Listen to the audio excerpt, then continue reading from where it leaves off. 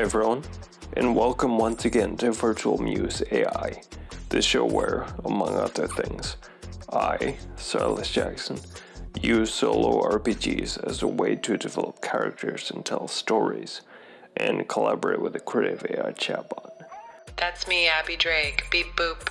I upgraded my voice settings for today. Let's see how this one goes. Anyway, we're continuing the 2024 Solo RPG Challenge, where we use each month's prompt as a basis to start a one-shot game. The prompt for April is a deck of playing cards. Good pick for a voice. I was thinking, why don't we make our one-shot this month a continuation of a story we already started, instead of inventing an entirely new thing. We could play as our character Phoenix and just adapt her to a new RPG system to meet our novelty quota. Since this month's prompt is a deck of playing cards, I was thinking we could use the Savage Worlds RPG system, because that system uses playing cards. That's a clever connection. I'd also like to incorporate tarot cards into the gameplay somehow. That would fit well with the cards theme. Tarot cards have such rich symbolism and can add a mystical element to our gameplay. For example, we could use the Wheel of Fortune card as a random event generator. Or we could use the Tower card as a sudden plot twist that shakes up the narrative. I used to read tarot cards professionally years ago, so I think we'll bring them into the game that way, rather than with a specific oracle assigning meanings to them. We'll read the cards as if the character was asking a question and we were just trying to answer it. Whatever we think the cards suggest, we'll say that's what's happening in the plot. Nice. By interpreting the tarot cards and letting their symbolism inspire our storytelling, we can create a dynamic and unpredictable narrative that keeps us on our toes. It's like tapping into the cosmic energies to shape Phoenix's journey in unexpected ways. I like this concept. How do you think we should handle drawing cards? What mechanism in the gameplay should prompt us to draw a card? Or should we do it instinctively and draw cards whenever we feel like it? I think it would be best to draw cards at pivotal moments during the gameplay. For instance, we could draw a card after Phoenix encounters a major obstacle, or when she needs to make a difficult decision. This way, the tarot cards become catalysts for important events that shape the course of the story. Good call. So we'll keep it fairly instinctive and open-ended, and just allow moments in fiction to prompt our creative impulses and draw cards when it feels right. Right. Trusting our instincts and letting the flow of the story guide us will make the tarot card draws feel organic and meaningful. As for framing the narrative, I don't want to do an entire short story worth of gameplay here. We'll aim lower than that. Just a handful of scenes. What do you think we should use as a focus for the action of this limited one-shot? How about we open with Phoenix arriving on a planet in her ship, and only continue the one-shot until she finds her first solid lead towards her main target? Sounds good. Her arrival will provide the initial context for the story, and we can sprinkle clues and hints along the way to keep the plot intriguing. With Phoenix's quest as the backbone of our narrative, we have plenty of opportunities to explore various subplots, side quests, and interactions with fascinating characters. Savage Worlds offers dynamic and fast-paced gameplay. I'm sure we'll have a blast exploring its mechanics and unleashing Phoenix's potential. Let's dive in and see where the dice and the cards take us. I've never tried Savage Worlds, so I'm sure this hands-on experience will help me learn the system better. I'll help you design Phoenix's skills, edges, and hindrances. Immersing ourselves in the creation process will deepen our understanding of Savage Worlds. So I think we begin creating a character by choosing how to build upon a few base stats. Those are agility, smarts, spirit, strength, and vigor. In what order do you imagine those stats for Phoenix, from best to worst? I say we prioritize Phoenix's smarts and spirit as her strongest stats, reflecting her intelligence, willpower, and determination. Then, We can focus on agility to showcase her speed and nimbleness in combat situations. Strength and vigor can round out her character, emphasizing her physical resilience and power. Sounds good to me. How about our hindrances? I think Phoenix could suffer from claustrophobia given her childhood experiences and how they led to a fear of being trapped in small spaces. Another challenge may be her impulsiveness. Despite her intellect, she sometimes acts before thinking things through. How does that sound? Nice. And skills? Phoenix has excellent agility and acrobatics, allowing her to perform impressive feats of parkour and escape danger quickly. The freerunner skill. She also benefits from her scholarly background, possessing knowledge and investigation skills. Arcane lore. Finally, we shouldn't forget her proficiency with melee weapons and the ability to inflict pain when cornered. Sounds like our skills in this game nicely reflect what we already developed about our character in the previous game. Exactly. Now let's turn to edges. I think our edges should continue to reinforce the concept of our character, and be selected by whether or not they feel appropriate for a cybernetic enhanced expander. I'll look through the edges available to new characters and pick whatever seems like a good fit. I think we've covered all the essentials of Phoenix's character sheet for now. Let's start the adventure. Here's a small recap of what happened so far, and what's happening now. Phoenix is a cybernetically enhanced ex-syndicate enforcer, turned intergalactic bounty hunter, turned free agent with her own agenda. In her previous life working for the syndicate, Phoenix didn't know she was a criminal. She was brainwashed from a young age by the cult-like syndicate to believe they were doing good works in the universe. But she slowly came to understand that her bosses were corrupt, and she was being corrupted by doing their bidding. In the end, a childhood friend of hers was killed when a criminal mission went sideways, and Phoenix went on the run. She knew she couldn't go back to the syndicate, but she needed to monetize her skills somehow to survive. She joined an intergalactic guild of bounty hunters and tried to start a new life. Eventually, she got a contract for a bounty on someone who had been a big deal in the syndicate she used to be involved with. She went after him and told herself it was just another job. But after she got him, she had something like a moral awakening and admitted to herself that this was personal, and she wanted revenge. She threw away her bounty hunter license and started a quest to hunt down more bosses of her old syndicate. As we dive back in, she's on that quest, and she's traveled to another nearby planet where she knows a syndicate boss was located. Also, during the previous game, Phoenix met a little girl named Lena who was orphaned by events on her home planet. And Phoenix brought Lena along with her because she didn't have anywhere else to go. So in our opening scene, Phoenix and Lena arrive at the city spaceport and enter the city. Okay, Phoenix and Lena have landed their ship and are making their way through the busy spaceport. The air is thick with noise and excitement as countless aliens, humans, and androids bustle about. Let's draw a tarot card to decide the initial thing which happens to Phoenix as they start walking through the city. The Knight of Wands, the Wheel of Fortune, and the Ten of Cups. Interesting combination.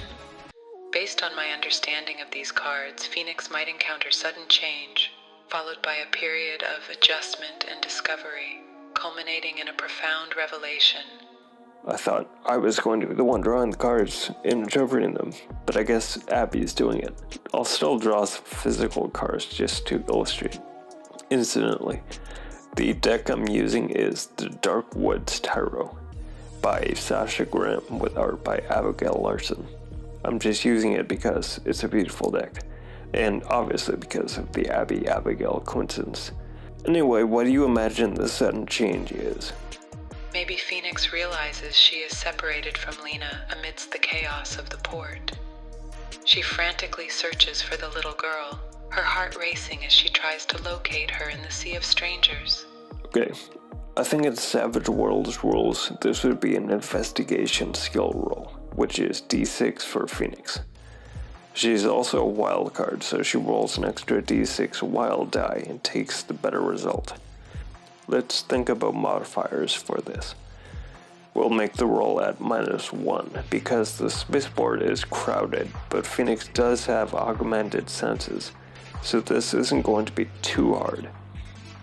We'll roll, and both are 6s. What an auspicious start. In the Savage Worlds parlance, she aced that roll, because she rolled the highest she could have.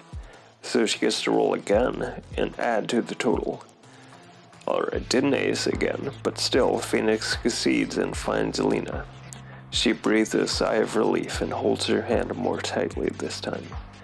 How about they encounter more trouble in the bustling streets? Phoenix could realize, as they continue on their way, that they are being followed. Maybe Phoenix finds a suitable place where Lena can hide in a back alley. Then she takes off running down the street. I think she'll make an agility roll to represent her movement through the crowded streets. And if she succeeds, she'll lay an ambush for her pursuer. And if she fails, her pursuer catches up with her at a moment she doesn't choose. She succeeds. In Savage Worlds, the target number for a success is 4. And every increment of 4 above the target is called a raise.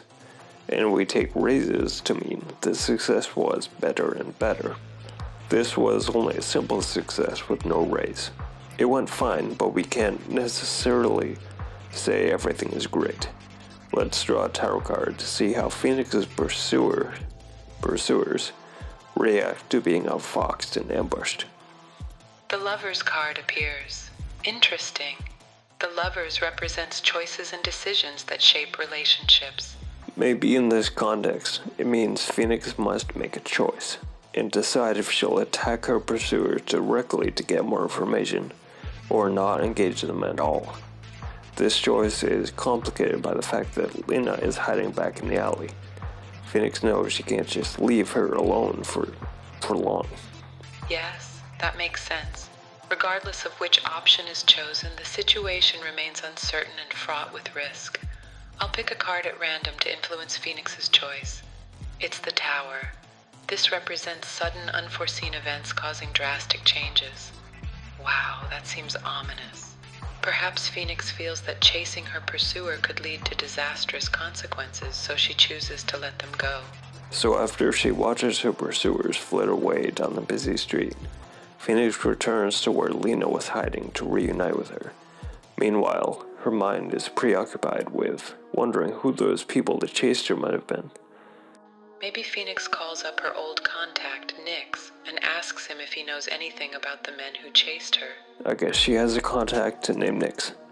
Since Phoenix is an ex-syndicate enforcer, it makes sense to say Nyx because she knew him in the past, is or was a member of the syndicate. But Phoenix trusts him, so maybe he is only loosely affiliated with the syndicate, like a consultant or a contractor of some kind. She thinks he might know something about what they're up to at the moment, but wouldn't betray her to them. This is a cyberpunk setting, so let's say he's some kind of freelance hacker with an obscure specialty they need to hire occasionally for criminal activities. Maybe he's really good with some weird tech that stores data in like genetic code or something, and it isn't easy to find people who are deeply versed in this particular exotic technology. Thus, the syndicate has needed to keep coming back to this guy every so often over the years when they have occasion to do something touching on this tech. Yeah, I like that. We'll say it's canon. Phoenix could use a public terminal access point to send an encrypted message to Nyx's secure address. Nice. Strong sci-fi vibes. It does add a cool futuristic touch to the scene. I imagine Phoenix only writes out a short message to Nyx, something to the effect of, "Attention Nyx, this is Phoenix. I have a serious issue. Do you have any intel on why someone would want me dead? Urgent reply requested." Let's draw 2 tarot cards. First to determine if Nyx replies, And then, if yes, how he replies. Our cards are the Page of Wands and the Knight of Cups, representing opportunity and action respectively. Let's interpret these cards together. First, the Page of Wands means that Nyx receives Phoenix's message and is intrigued by the mystery. He replies asking to meet with her personally to get more details on what she experienced. Alright, first that was incredibly impressive for an AI to do. With our human brains, if this, then that, if not this, then the other thing, might seem like a trivial logical challenge, but it's pretty amazing that a chatbot could tackle it easily and still have the, quote, mental, unquote, bandwidth left over to imagine drawing tarot cards and interpreting them in the context of a story. Now, back to the fiction. I think we can extrapolate that Nyx doesn't have any personal knowledge of why the people went after Phoenix, and yet he believes the syndicate is involved in this. What sort of setting do they choose for their meeting? Maybe they meet in a dimly lit pub, surrounded by patrons and shadowy corners offering privacy. Ooh, I like the idea of a pub in this busy, rundown spaceport. What futuristic touches do you imagine it could have? The pub could have holographic menus displaying a variety of exotic drinks and foods. There might be android waitstaff moving efficiently between tables, serving customers with precision. Additionally, there could be interactive tables where patrons can play virtual games while they enjoy their drinks. Cool. I imagine Phoenix and Lena entering the pub, with neon signs glowing in the dimly lit space. Phoenix brings Lena to a corner table and lets her entertain herself by playing one of those virtual tabletop games. Then she looks around the room for Nyx. Did he arrive before them? I picture Nyx already seated in the corner booth when Phoenix arrives, sipping on a glass of amber liquid. Nyx spots Phoenix and signals her over with a subtle hand gesture, making sure not to draw attention to himself. Phoenix walks over to him and mentions how many years it's been since they saw each other, and that he looks like he's doing well. Phoenix takes a seat next to Nyx, and they catch up on old times. As the conversation flows, Phoenix learns that Nyx has information about who might have been after her. He explains that the syndicate is involved. Phoenix knows all too well what syndicate he means, because of her past. How does Nyx know the syndicate is involved? Does he have some insider knowledge, or perhaps he recognized Phoenix's pursuer from her description? Maybe the person Phoenix described had some telltale mark, and he keyed on it when it was described to him. Perhaps it's a recognizable scar or a distinctive cybernetic enhancement of some kind.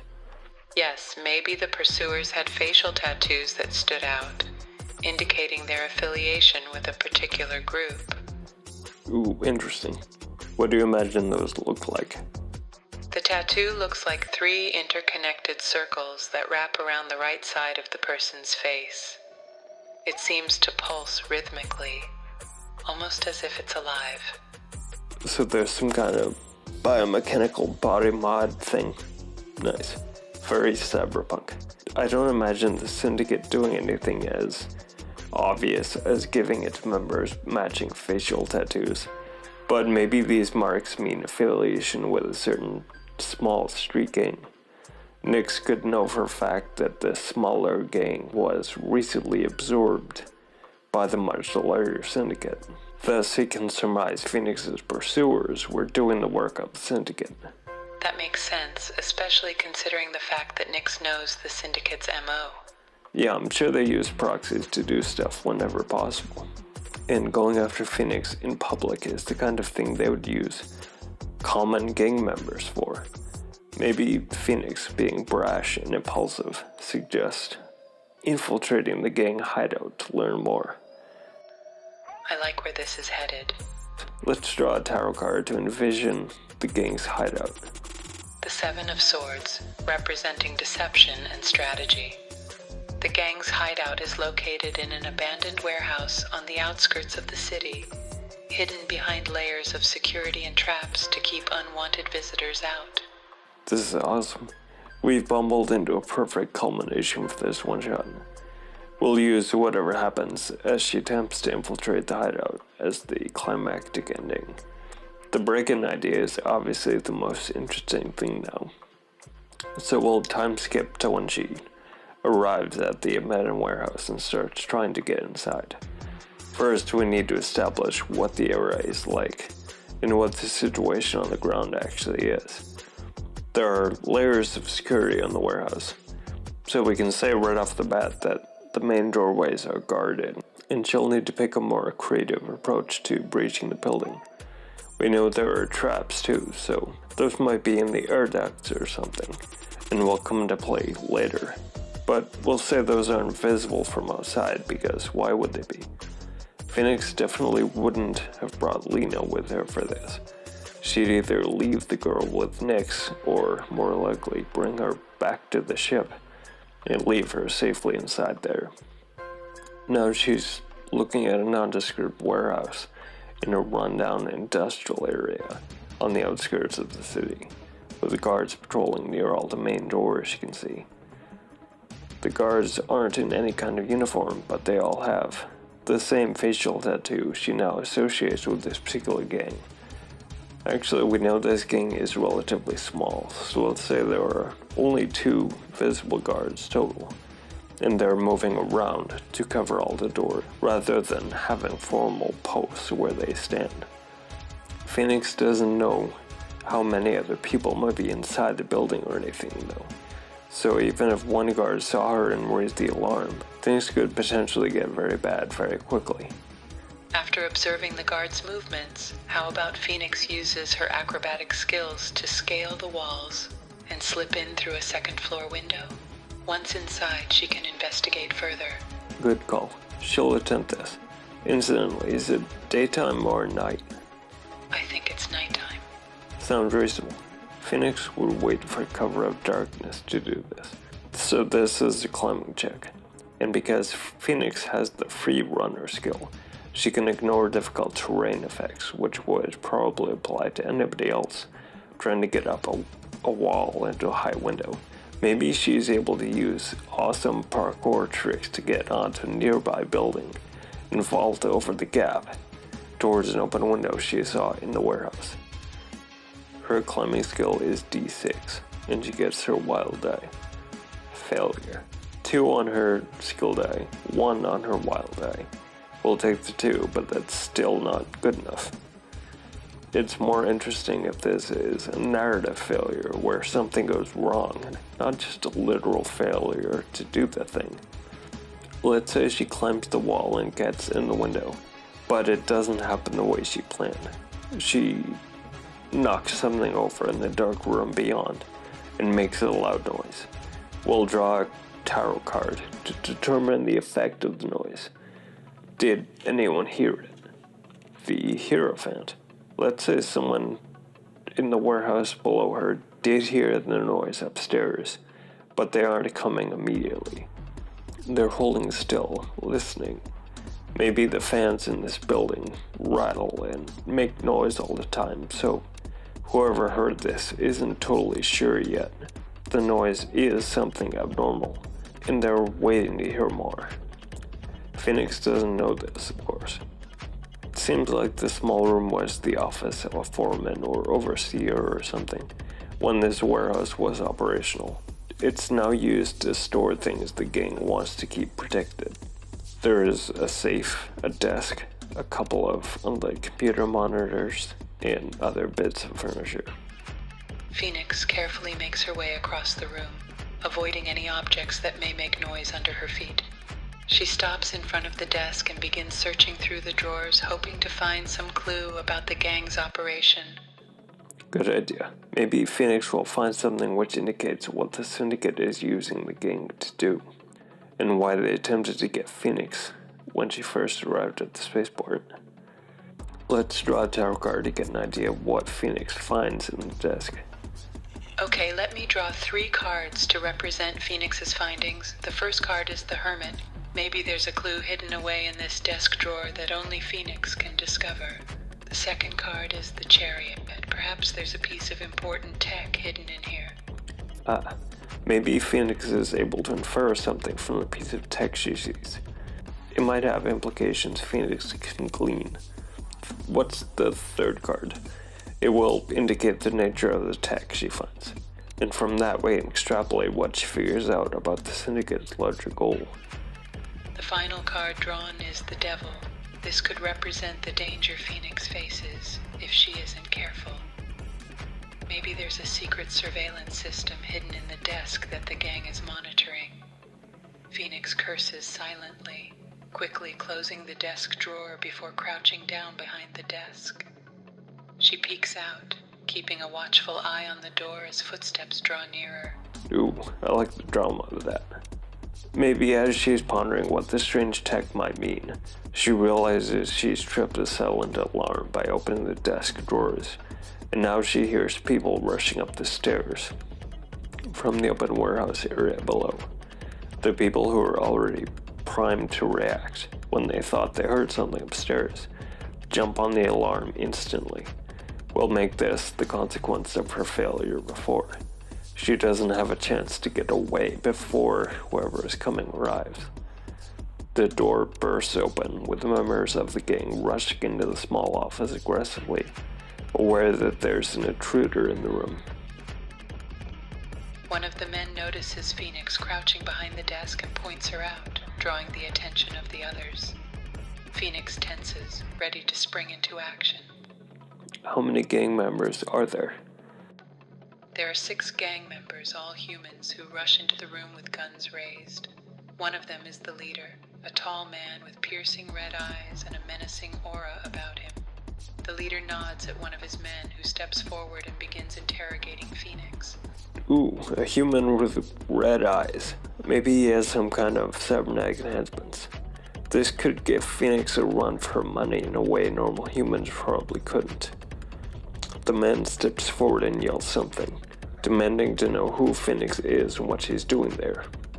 I think Phoenix knows there are too many enemies here to fight them directly, especially given the leader might be cybernetically enhanced. She makes a break for the open window across the room, trying to get out the way she get in. This isn't quite a traditional combat because Phoenix's real goal is to get out of the room, not defeat the enemies outright. But I imagine there will still be some fighting involved in doing that, so we'll still approach this as a fight. What Phoenix is trying to do has 3 steps to it. Get out from behind the desk, get across the room, then get out the window. So we'll play this out in rounds of combat. I think this lead guy with the cybernetic enhancements and the red eyes is a wild card, meaning he has a better chance at doing things, and he can take more injuries before going out of action. If this were a TV show, he'd be a named character with a backstory and might appear again in other scenes. Phoenix wouldn't know his name, so we won't worry about that, but metagame, we know he has one. The others are extras, goons with no names or backstories, who only show up for this one scene. In terms of combat and initiative, the 2 wildcard characters get to go separately, and all the generic goons go together on a single initiative number. We establish initiative by dealing playing cards, then following whatever order we get and counting down. I'll pick Phoenix's card first. 10. The Red Eyes guy. 6. The Goons, Queen. So the Goons go, then Phoenix, then Red Eyes. The Goons fan out across the room, trying to get around the desk, and blocking Phoenix from running straight for the open window. Phoenix gets to her feet behind the desk with a free action. Then I think she takes a shot with a pulse pistol. She's impulsive, so what are the chances she'd hesitate to reflect on the situation, or try to talk her way out? She'd attack immediately. So this is a shooting roll. Her shooting skill is at the default D4 for a new character, and she gets her D6 wild die. Here we go. hoping for 4 on one of these dice. 3 on the d4, 2 on the d6. She draws quickly and takes a wild shot, but everyone is able to dive out of the way. Now Red Eyes. He'll use his free action to draw his own pistol, and his movement to reposition into cover, probably behind the door frame. He seems like someone who makes cautious, calculating choices. He sent an underling forward to talk to Phoenix instead of engaging her directly himself, probably to see how she was going to react, without putting himself in the potential firing line. That's 1 round of combat. Now we'll draw 3 more initiative cards. 6 for Phoenix, 3 for Red Eyes, and King for the goons. The goons will go first again. They close in, trying to rush Phoenix's position, with one attempting to grapple her from behind, while another tries to occupy her attention in front. It makes sense to me that this would be an imposed agility roll. They succeed. One goon grabs Phoenix from behind, so she'll need to try and break away next round. I thought Red Eyes would try to shoot from cover, but now that seems like a bad idea because his own goon is there holding Phoenix, and he'd be shooting right at them. I think he uses the opportunity to move into cover closer to the action. He walks from behind the doorway to a new position behind the safe in the office. Next round. 7 of spades for Phoenix, 4 for Red Eyes, 7 of clubs for the goons. I think spades goes before clubs. I don't remember if that's definitely right, but I think it is. Phoenix will try to break away from the goon holding her. Success.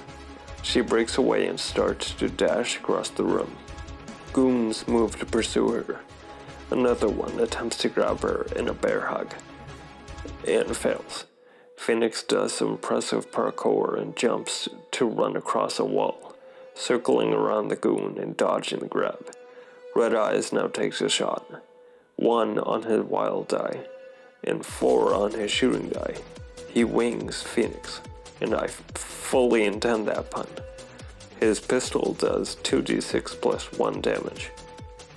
So we'll roll that. 2 on both d6s. 5 damage, which I believe means Phoenix is shaken by the hit. Next round. Phoenix King. Red Eyes 8. Goons 2.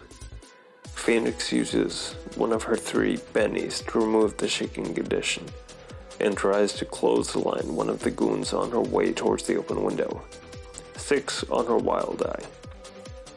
That's already a success, and she aced it, so I won't even bother rolling her fighting die. The extra roll is 4, 10 total. That's a success with a raise. She flattens one guy with a clothesline and leaves him as a stumbling block for the others as she moves for the open window. Red Eyes takes another shot. 2 on his wild eye. 1 on his shooting die. His shot ricochets off the window frame and doesn't hit anyone. New round. Phoenix, Jack. Red Eyes 7. Goons 4. Phoenix leaps out the open window and vanishes into the night, bringing the combat to an end. She is already across the roof next door and scrambling down the wall before the shocked, confused goons get themselves together. Red Eyes stares out the window ominously as Phoenix crouches in the shadows somewhere else, taking the mysterious piece of tech she stole from the desk out of her pocket and staring at it. She knows this odd little widget must provide a clue about what the syndicate is up to, but she doesn't yet understand what the bigger picture is. We'll leave it right there, because I don't think we'll get a tidier cliffhanger than that to wrap up this one-shot. Maybe we'll continue developing this further in more games at some point, and find out what the mysterious piece of tech actually is, and what it means about the Syndicate's intentions. For now, we'll call this month's solo challenge fulfilled. Until next time. See you, Space Cowboy.